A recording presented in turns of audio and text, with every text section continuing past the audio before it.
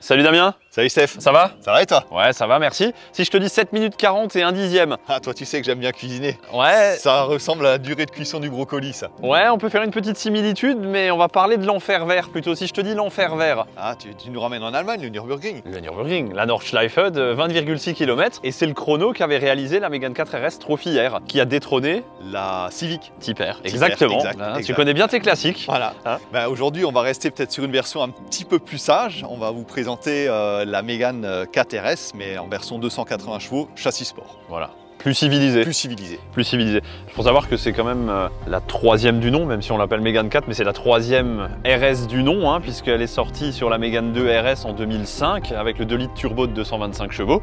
Et toujours sur la même architecture, donc moteur turbo, traction. Exactement. Rien changé de ce côté-là. Voilà, une petite berline compacte en fait, hein, c'est une des dernières berlines compactes sportives qu'on peut trouver d'ailleurs. Hein. Malheureusement, peut-être même la dernière. Peut-être même la dernière, mais ça, l'avenir nous le dira. On va attendre un peu. Voilà.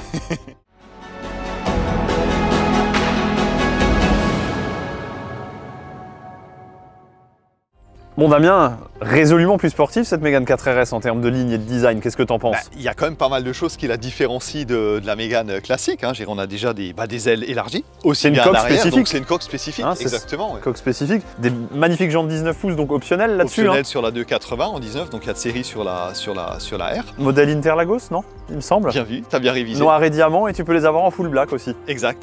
Voilà. Côté un peu plus sportif. Après, toujours les pare-chocs spécifiques. Elles ont pas l'air factices, hein. La prise d'air, au moins qui sert à quelque chose. Qui sert à quelque chose.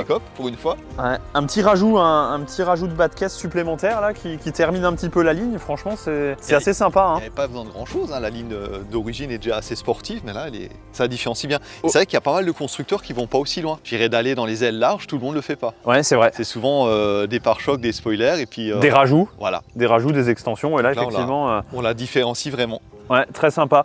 C'est vrai que tout à l'heure, tu parlais aussi de l'échappement central, donc là, quelque part, là aussi la marque de fabrique des Mégane RS, donc on y est toujours. Ouais, gardé depuis la Mégane 2 en double sortie centrale, puis Mégane 3.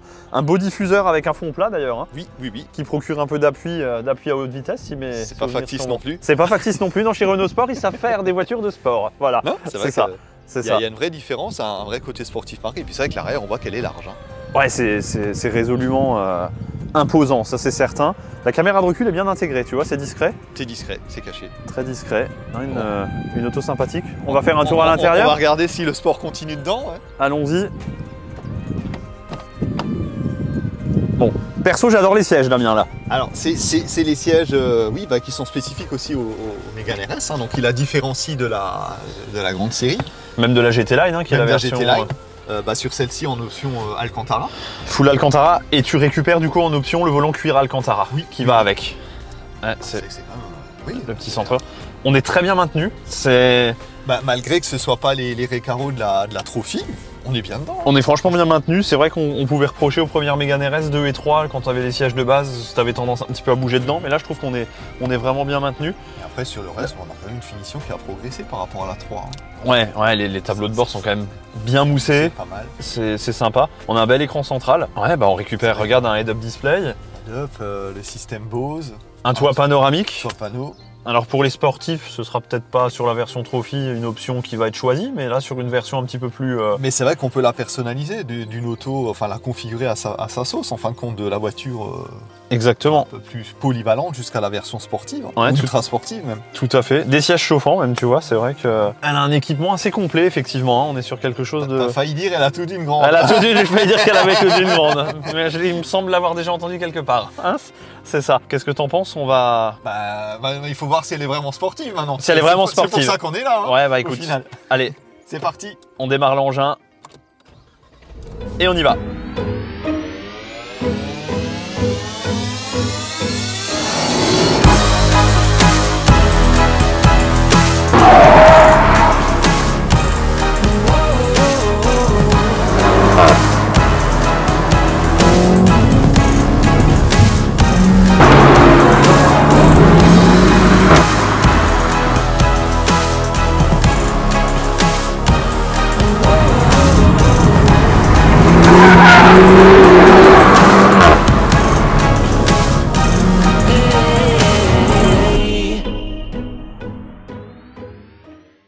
Damien, place à l'essai de cet engin. Petit engin sympathique, effectivement. On va voir Petit engin sympathique. ce qu'elle nous réserve. Bon, on avait parlé tout à l'heure aussi de la lignée moteur avant traction, moteur turbo.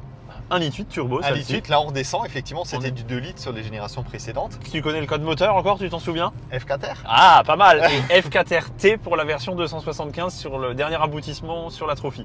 Ouais, c'est vrai qu'il n'y a que 5 chevaux d'écart au final maintenant. Il n'y a que 5 chevaux d'écart. Qu'est-ce que ça va nous réserver de plus? Par contre, ce qu'on a, c'est la première fois qu'on a le choix de la boîte de vitesse. Tout à fait. Boîte manuelle 6 ou la EDC 6. Ou la EDC 6. Alors le temps de réponse et de passage de vitesse du rapport est supérieur sur le DC1. On gagne quelques dixièmes, je crois, au 0 à 100 avec le DC1. C'est vrai qu'elle est au point chez Renault. Ouais. En mode race, il me semble qu'ils descendent quasiment sous 100 millisecondes en termes de passage de vitesse. Difficile à faire en boîte manuelle. Ouais, c'est meilleur qu'une DSG. Pourtant, une DSG était quand même très rapide, mais visiblement Renault Sport a fait bien mieux là-dessus. A fait quand même mieux dessus. Ouais. Après, en termes de couple, on est quoi, 390 Newton? Ouais, tout à fait. Ça va être un moteur qui est plus souple peut-être que rageur. Ouais, on a du couple hein, quand même, effectivement. Donc c'est vrai que ouais, ça reprend très tôt. Par contre, elle n'a pas peur de monter non plus un petit peu dans les tours. Hein. Alors, qu'est-ce qu'on avait 0 à 100? C'est 5 secondes 8. Ouais, 5 secondes 8. Presque 250 en poids. 246 ou 248. Hein, bon, voilà, c'est pas trop l'occasion de le tester. Non. Mais par contre, ce qui est chouette, et on le sent là dans les virages d'ailleurs, c'est le full control. Ah bah, t'as vu l'enchaînement dans les virages, c'est des épingles en fin de compte. Hein. C'est ça. Mais du coup, alors l'effet inverse, c'est que tu as tendance parfois à trop braquer. Et elle t'enroule encore un petit peu. Il faut enlever les réflexes de conduite naturels. Ouais, parce mais c'est vrai qu'on sent qu'elle est beaucoup plus agile dans les virages serrés, malgré que ce soit comme une compacte. Hein. Oui, tout à fait. C'est pas une si petite voiture que ça. C'est agile, mais on est de nouveau sur le circuit de karting de Meisenthal. Mais tu te rends compte que la Clio 4 RS Trophy était quand même beaucoup plus dure que ça. Oui. Là, on a quand même une auto qui reste tout à fait confortable, j'ai envie de dire. Tu parlais de DSG tout à l'heure, on peut la comparer un petit peu au comportement de la Golf en souplesse. Hein. Ouais, d'une Golf GTI. Ouais. Et en fin de compte, effectivement, Renault a proposé un petit peu deux grosses versions. C'est ce qu'on disait tout à l'heure, on peut en fin de compte la personnaliser, on a le choix du moteur, de la boîte, du châssis. Oui. Donc c'est vrai qu'on peut la faire aller de la voiture quotidienne à la voiture de piste. Hein. C'est ça. Donc là on est en mode confort et on peut basculer en mode race. Alors le petit truc sympa par rapport à la Mégane 3, c'est les petits retours à l'échappement. J'allais dire, t'as un truc pour moi. Là, voilà. Là maintenant on entend qu'il y a un échappement dessus. C'est ça. Avant on n'entendait rien. Oui, ça va pétarader un petit peu plus. Ça va pétarader un petit peu plus. Et du coup, on a une réponse à l'accélérateur un petit peu plus vive. Hein. Bon, voilà, les classiques des modes de conduite qu'on peut retrouver sur d'autres autos aussi. Et c'est vrai que, tu vois, si on relance un peu là, c'est quand même une auto qui a du couple. Hein. Oui, c'est vrai qu'elle monte aussi. Et t'entends les petits retours là, c'est vrai que c'est très sympa quand même. Ça apporte une petite touche de sportivité. Ouais, c'est ça. Sur un 1,8 turbo, il est décliné dans la gamme sur l'Alpine. Sur l'Alpine, ouais. C'est ça, hein, c'est la même base. Hein. Il faudra faire un essai à l'occasion. Il faudra faire un essai, ouais effectivement. Non, je t'avoue que agréablement surpris. Quand on attaque un petit peu, on a quand même une auto qui se comporte bien. On sent que Renault Sport a fait le boulot, mais par contre qui reste, alors je me répète peut-être, mais vraiment ultra confortable quoi. Oui, ouais, c'est vrai que là, malgré les sièges qui sont plus enveloppants déjà. Alors, c'est pas les Recaro de la Trophy, il faudrait voir les Recaro, la différence de confort. Mais c'est vrai que là, c'est une voiture qui peut faire plaisir au quotidien. Ouais, c'est ça. Ouais, tout à fait. Tu peux te faire plaisir. Ouais. C'est bon. Bah écoute, je trouve ça très sympa. Tu vas en acheter une. Tu sais que j'aime les Renault Sport. C'est une de tes marques favorites. Voilà, c'est ça. Ne me pousse pas trop, Damien. Label favori. Voilà, label favori. Tout à fait, exactement. Tu entends ce doux bruit de ventilateur, Damien? Ah, elle a chaud. Ouais, elle a chaud. Ouais. Nous un peu moins. Peu moins. Mais c'est pas grave. C'était très plaisant quand même. Non, c'est vrai que c'est une auto qui est un super compromis en fin de compte. Hein. Ouais. Alors, malgré.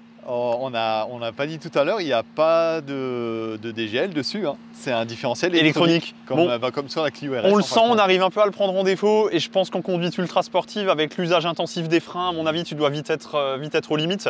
Mais c'est vrai que pour une voiture qui est polyvalente, qui peut vraiment rouler la semaine, donner du plaisir, aller un petit peu plus fort. Ouais.